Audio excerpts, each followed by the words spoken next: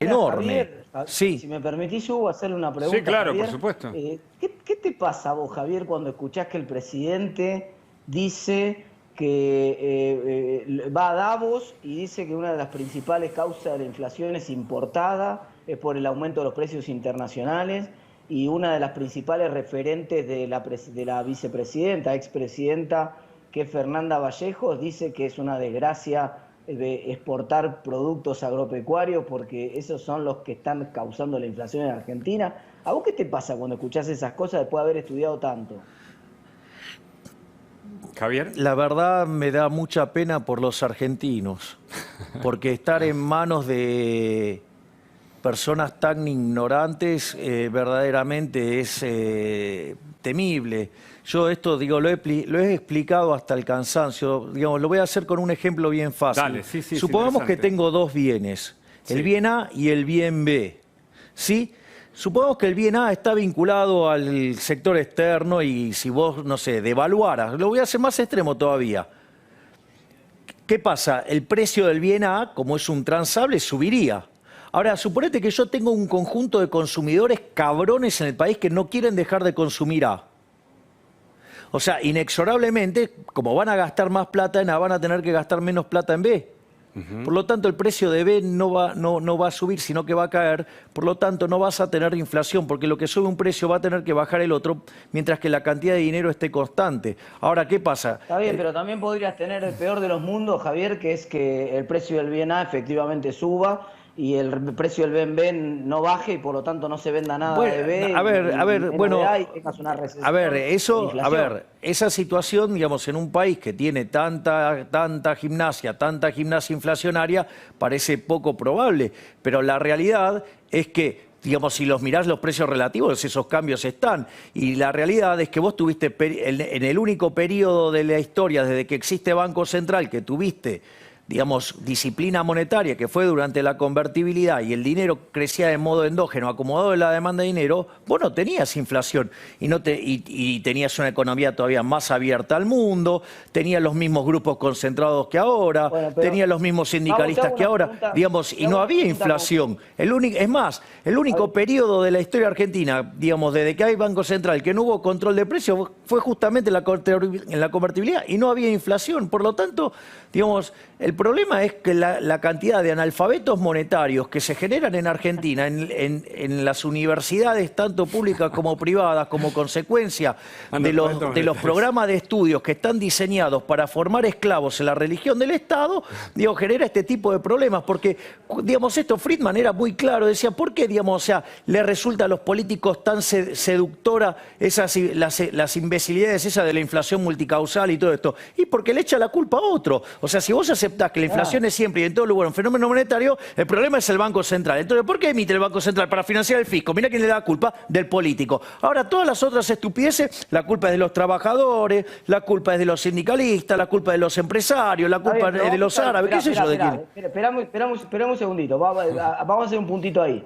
2 billones de pesos emitió el Estado durante 2020, el Banco Central, y 2 billones estoy diciendo, con 12 ceros. Ratifica lo que dice Javier. Dos veces el circulante que había en la economía, 2 veces el circulante que había en la economía. Y ahora va a emitir aparentemente cerca de 1 billón este año, cerca de 1 billón de pesos. Supongamos que vos le prendés fuego al Banco Central, no se puede emitir más. ¿Cómo hace para financiar el Estado ese agujero de 2 billones de pesos el año pasado o el agujero de 1 billón este año? ¿Qué recortarías vos para poder hacer eso posible? A ver, Martín, el tema acá es, digo, tiene varias aristas. La primera es, mirá, el hecho de que vos financies el déficit fiscal con emisión monetaria, lo que me estás diciendo es que lo estoy financiando con señoriaje / también, si no, impuesto inflacionario. ¿Sí? Por lo tanto, decirlo, lo estoy financiando rompiéndole a los pobres, ¿sí? Y además, vos sabés muy bien que la inflación cada vez que pasa el 20% se pierde unos 58 de crecimiento. Eso, puesto en la historia argentina, monetaria argentina, implicaría que hoy deberíamos tener un PBI per cápita como el de Estados Unidos. Ni que hablar de la pérdida de salarios. Digo, bueno, es que es la contracara de eso. A ver, Hugo, Sí. a ver, cuando empezamos a tener Banco Central estábamos quinto en el ranking mundial. Hoy oscilamos entre el 100 y el 120. Claro. O sea, con lo cual estamos frente a una catástrofe. Pero, digamos, hoy tenemos, o sea, un desastre en materia de pobreza, en materia de indigencia. A ver, digo, en Argentina hay 4,5 millones de personas que no le alcanzan para almorzar cuando el país produce alimentos por 400 millones de seres humanos y el Estado le roba el 60%. O sea, el Estado se lleva el alimento de 240 millones de seres humanos y hay 4,5 millones de personas que tienen hambre. Vamos, basta con el Estado presente. Digo, ese es, digamos, uno de los temas. Entonces, la realidad es que en el fondo lo que vos estás decidiendo es a quién le vas a romper la cabeza en cómo lo financias, porque también cuando vos lo financiás con deuda, es también inmoral digamos, financiarlo con deuda, porque vos le estás cobrando la fiesta del gobierno actual ¿a quién? A los que no nacieron, a los que no votan, lo cual también es una atrocidad. Y también es una atrocidad cuando vos cobrás impuestos, porque en el fondo, cuando vos estás cobrando más impuestos, lo que estás haciendo es reventar alguna actividad porque te gusta, digamos, de alguna manera beneficiar a alguien y perjudicar a otro. Entonces, Está bien, pero ¿qué bajas entonces? ¿Qué es lo que bajas con el gasto público. Acá lo que hay que gastar, lo que hay que hacer es bajar el gasto público. Argentina, digamos, tiene un problema de que ¿Cuál gasto bajas? por ejemplo, a ver, digamos, si vos sabés, digamos, bien las cosas que yo pienso y creo y, digamos, y están plasmadas en varios libros. Sí, pero digamos, para la gente, para bueno, sí. por ejemplo, una de las cosas que yo eliminaría de cuajo sería la obra pública yendo a un sistema de iniciativa privada a la chilena. ¿Por qué? Porque es una fuente de corrupción monstruosa. Otra cosa que eliminaría son los ATNs, ¿sí? Bueno, después vos también tenés Aporte que... del Tesoro Nacional, ¿no? Sí, claro, desde nación a provincia y de provincias a municipios. ¿Sí? Que se usaron, hubo casos de corrupción de todo tipo, ¿no? Desde la época de Menem con Cora. Es un escándalo, Que es se un desviaban escándalo. fondos para sociedades anónimas. Bueno, pero lanchas. sistemáticamente eso ha sido un escándalo. Bueno. Y se usa políticamente, se usa para torcer la voluntad popular, se usa muy perversamente.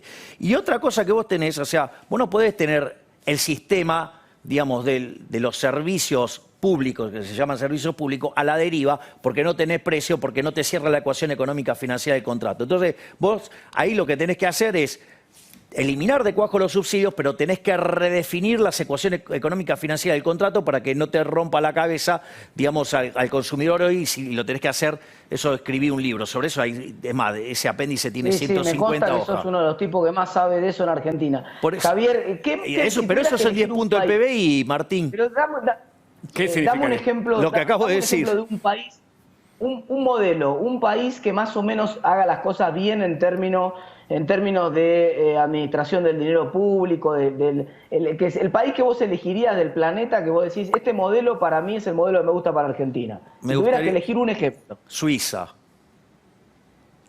¿Pero ahí no hay un Estado presente en Suiza? No, porque está diseñado con... de hecho, No hay un Estado... Suiza es el segundo país más libre del mundo. Está bien, En el índice, bueno, digo, o sea... Pero no hay un Estado benefactor que por lo menos da los servicios básicos. No, pero él no me preguntó, digamos, Un Estado de bienestar. cómo sería el mundo acorde a mis preferencias. Él me preguntó cuáles son... Sí, ¿cuál es el modelo más cercano? Exacto, claro. Entonces agarraría los que tienen mayor libertad económica. Sería Suiza, sería el caso de Australia, Nueva Zelanda... Sí, digamos eso, los países que son más libres, Irlanda, Singapur, digo, ok, los que tienen mayor libertad económica. ¿Por qué? Porque son los que le va mejor, porque están 8 veces mejor que los reprimidos. ¿Sí? Es más, el decil más bajo de aquellos países más libres está 11 veces mejor que su par en el reprimido. No solo eso, sino que además, como la distribución del ingreso tiene el formato de un achí cuadrado, es más, el tipo que está en el decil más bajo tiene un doble de ingreso que el ingreso promedio en el reprimido, por lo tanto, está mejor que el 80% de la población, tienen 25 veces menos de pobres estándar, 50 veces menos de pobres extremos. Obviamente, entonces, ¿cuál es la solución? La solución es el modelo de la libertad. Ese modelo en Argentina se aplicó, Se aplicó en 1860, es la Constitución de Alberdi de 1853, puesta en funcionamiento en 1860. Que permeó la generación del 80. Bien, exacto, y en 35 años nos convertimos en el país más rico del mundo. ¿Por qué no lo podemos volver a hacer si esa situación de base inicial era mucho peor que ahora? Dicen que había desigualdad, al mismo tiempo, ¿no? Javier, al mismo tiempo ese modelo... Sí, pero el tema de la desigualdad es toda una discusión, hasta empezamos a ver de cómo se mide. Ese modelo de la...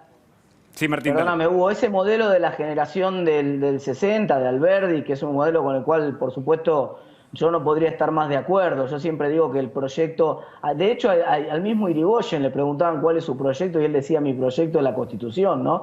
Y si uno lee un poco sobre bases y puntos de partida para la organización nacional o sistema económico y rentístico de la Confederación, los principales trabajos de Alberdi, la verdad que la claridad conceptual es formidable, es un proyecto político formidable para la Argentina y creo que viene de las revoluciones liberales, digámoslo, ¿no? La Constitución de Alberdi, claro. Solamente Frondizi pensó el país con esa visión tan de largo plazo y estadista que había pensado Alberdi. No creo que nadie en el camino haya tenido ese nivel. Ahora, no te olvides que en el medio, Roca es también la ley 1420 de educación pública y gratuita que transformó a la Argentina. Roca también es la infraestructura en ferrocarriles por parte del Estado y en rutas más ambiciosa de la historia de la República Argentina. O sea, a veces cuando se habla de la época de la generación del 80 inclusive, no de la del 37, sino de la del 80, también se plantea una idea que es en el ideario, en la imaginación más liberal de lo que en la práctica fue. A ver, digamos, primero tenían un ideario liberal. Es cierto que en algunas cosas, o sea, tenés más o menos intervención. Lo que pasa es que acá hay que aclarar algo, Martín, y me parece que no es menor. Digamos, no todas las familias de liberales son iguales. Hay liberales clásicos, hay liberales minarquistas y hay liberales anarquistas. Entonces, la realidad es que la Constitución de Alberdi es una constitución en los lineamientos del liberalismo clásico.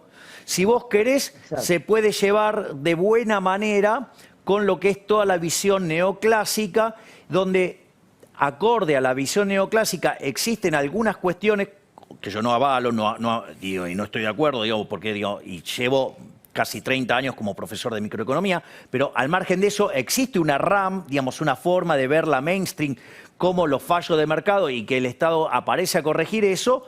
Después estamos en mi caso, yo en términos prácticos soy minarquista, en términos filosóficos soy anarquista, pero en términos prácticos, o sea, creo que la función esencial y básica del Estado es seguridad y justicia, al menos en el corto plazo.